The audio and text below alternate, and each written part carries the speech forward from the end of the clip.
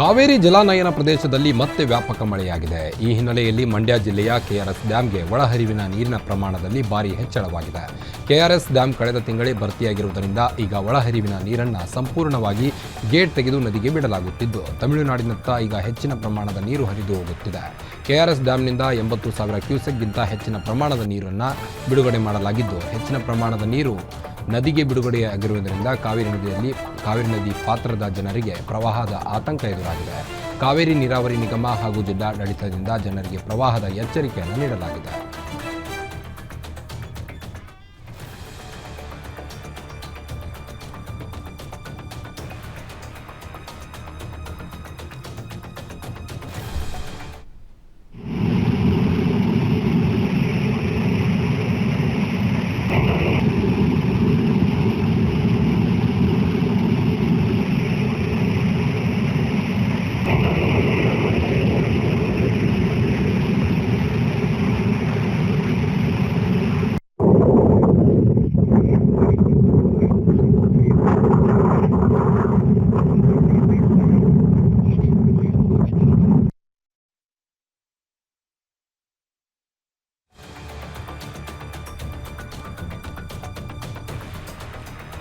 ಮಂಡ್ಯದ KRS ಡ್ಯಾಂನಿಂದ 80,000 cusec ನೀರು ಬಿಡುಗಡೆ ಹಿನ್ನೆಲೆ ಕಾವೇರಿ ನದಿ ಪಾತ್ರದಲ್ಲಿ ಪ್ರವಾಹದ ಪರಿಸ್ಥಿತಿ ಎದುರಾಗಿದೆ.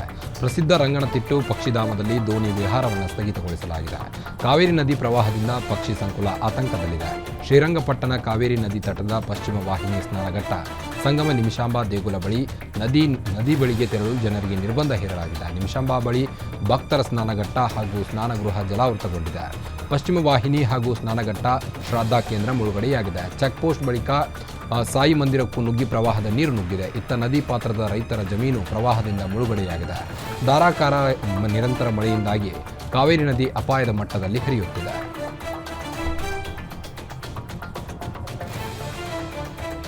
ಚಿಕ್ಕಬಳ್ಳಾಪುರದಲ್ಲಿ ತುಂತುರು ಮಳೆಗೆ ಅನ್ನದಾತರು ತತ್ತರಿಸಿದ್ದಾರೆ. ನಿರಂತರ ಮಳೆ ಮತ್ತು ಮೋಡಮುಸುಕಿದ ವಾತಾವರಣದಿಂದ ರೈತರು ಕಂಗಾಲಾಗಿದ್ದಾರೆ. ತೇವಾಂಶ ಹೆಚ್ಚಾಗಿ ಕೃಷಿ ಬೆಳೆಗಳು ರೋಗಗಳಿಗೆ ತುತ್ತಾಗಿವೆ. ಈರುಳ್ಳಿ, ಹೂಕೋಸು, ನವಿಲುಕೋಸು, ಹೂ ಬೆಳೆಗಳು ಸಂಪೂರ್ಣ ನಾಶಗೊಂಡಿವೆ. ಬೆಳೆಗಳಿಗೆ ಔಷಧಿ ಸಿಂಪಡಿಸಲು ತುಂತುರು ಮಳೆ ಅಡ್ಡಿಯಾಗಿದೆ. ಲಕ್ಷಾಂತರ ರೂಪಾಯಿ ಬಂಡವಾಳ ಹೂಡಿ ರೈತರು ಬೆಳೆದಿದ್ದ ತರಕಾರಿ ಬೆಳೆಗಳು ತೋಟದಲ್ಲಿಯೇ ಕೊಳೆಯುತ್ತಿವೆ. ಹಾಕಿರುವ ಬಂಡವಾಳ ಕೈಗೆ ಬಾರದೆ ರೈತರು ಭಾರೀ ನಷ್ಟವಾಗಿದ್ದಾರೆ.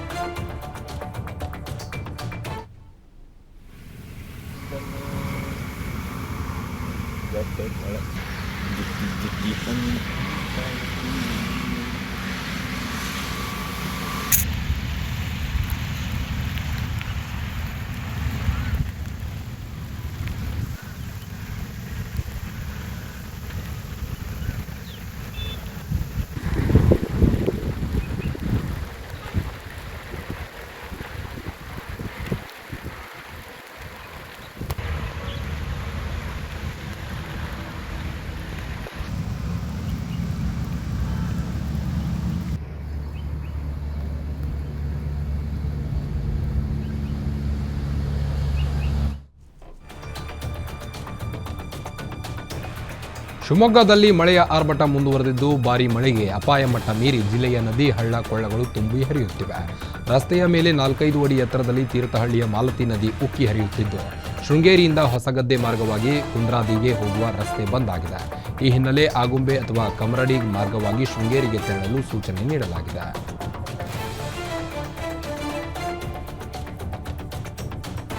ವಿಜಯನಗರದಲ್ಲಿ ಮಳೆಯ ಆರ್ಭಟಕ್ಕೆ ಜನರು ಕಂಗಾಲಾಗಿದ್ದಾರೆ. ವಿಜಯನಗರ ಜಿಲ್ಲಾ ಕೇಂದ್ರ ಹೊಸಪೇಟೆಯಲ್ಲಿ ಧಾರಾಕಾರ ಮಳೆಗೆ ಮನೆಗಳಿಗೆ ಮಳೆ ನೀರು ನುಗ್ಗಿ ಸಾಕಷ್ಟು ಅವಾಂತರ ಸೃಷ್ಟಿಸಿದೆ.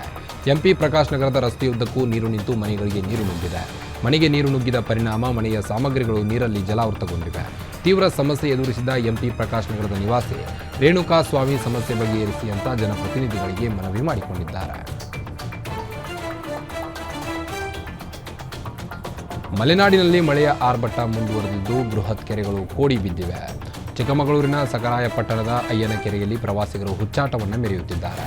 ಅಯ್ಯನಕೆರೆ 2036 ಎಕರೆ ವಿಸ್ತೀರ್ಣದ ಬೃಹತ್ ಕೆರೆ ಇದಾಗಿದ್ದು, ನಿರಂತರ ಮಳೆಯಿಂದ ಕೆರೆ ತುಂಬಿ ಭಾರಿ ವೇಗವಾಗಿ ಹರಿಯುತ್ತಿದ್ದು, ಪ್ರವಾಸಿಗರು ಇದನ್ನು ನೋಡಿ ಖುಷಿ ಪಟ್ಟಿದ್ದಾರೆ. ಜೊತೆಗೆ ದುಸ್ಸಾಹಸಕ್ಕೂ ಕೂಡ ಕೈ ಹಾಕ್ತಿದ್ದಾರೆ. ಸ್ವಲ್ಪ ಯಾಮಾರಿದ್ರೂ ದೊಡ್ಡ ಅಪಾಯ ಸಂಭವಿಸಬಹುದು.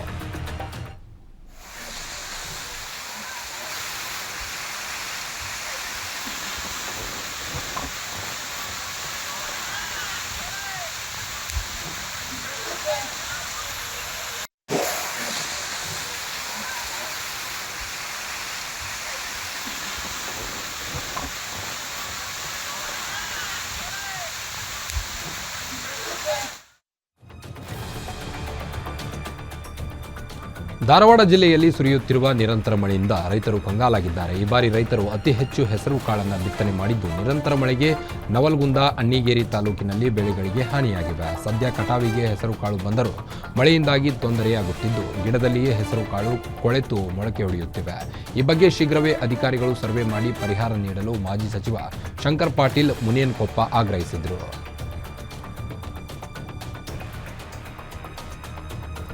ಪಶ್ಚಿಮ ಘಟ್ಟ ಭಾಗದಲ್ಲಿ ಮಳೆಯ ಅಬ್ಬರ ಜೋರಾಗಿದ್ದು, ನವಿಲು ತೀರ್ಥ ಡ್ಯಾಂನಿಂದ ನೀರು ಬಿಡುಗಡೆ ಮಾಡಲಾಗಿದೆ. ಧಾರಾಕಾರ ಮಳೆಗೆ ಮಲಪ್ರಭಾ ನದಿ ಅಪಾಯದ ಮಟ್ಟ ಮೀರಿ ಹರಿಯುತ್ತಿದ್ದು, ನವಿಲು ತೀರ್ಥ ಜಲಾಶಯ ಭರ್ತಿಯಾಗಿದೆ. ನವಿಲು ತೀರ್ಥ ಜಲಾಶಯ ಭರ್ತಿಯಾಗಿರುವುದರಿಂದ ಈ ಒಂದು ಹಿನ್ನೆಲೆಯಲ್ಲಿ 5,000 ಕ್ಯೂಸೆಕ್ ನೀರನ್ನು ಬಿಡುಗಡೆ ಮಾಡಲಾಗಿದೆ. ಬೆಳಗಾವಿಯ ಸವದತ್ತಿ ಹೊರವಲಯದಲ್ಲಿರುವ ನವಿಲು ತೀರ್ಥ ಜಲಾಶಯ ಭರ್ತಿಯಾಗುವ ಹಂತದಲ್ಲಿರುವುದರಿಂದ ಮುಂಜಾಗ್ರತಾ ಕ್ರಮವಾಗಿ ನೀರನ್ನು ಹೊರಬಿಡಲಾಗುತ್ತದೆ. ಮಲಪ್ರಭಾ ನದಿ ತೀರ ಜನರು ಎಚ್ಚರಿಕೆಯಿಂದ ಇರುವಂತೆ ಜಿಲ್ಲಾಡಳಿತ ಸೂಚನೆ ನೀಡಲಾಗಿದೆ.